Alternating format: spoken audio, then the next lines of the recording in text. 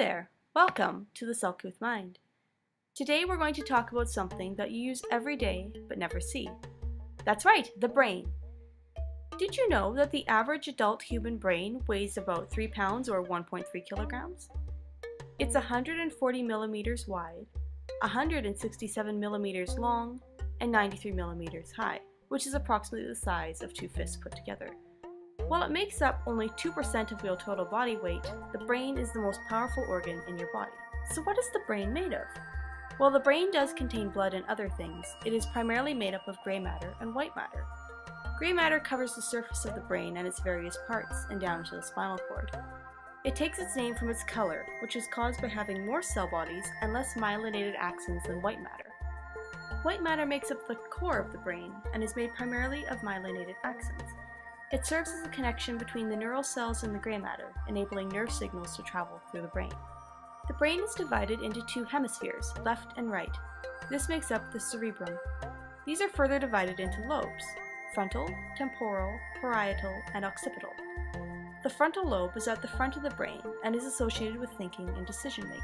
The temporal lobe is below the frontal and is associated with language and emotion. The parietal lobe is up and behind the frontal lobe and is involved with processing sensory information.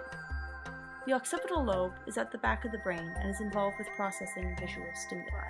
In addition to the cerebrum, there is also the limbic system, brainstem, and cerebellum.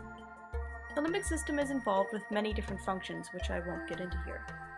The brainstem controls vital and involuntary functions like breathing and swallowing, as well as reflexes.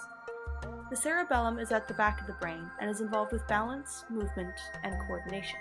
Those are all parts of the brain, but how do they communicate with each other? Earlier, I mentioned something called myelinated axons. An axon is a nerve fiber which carries electrical signals between neurons.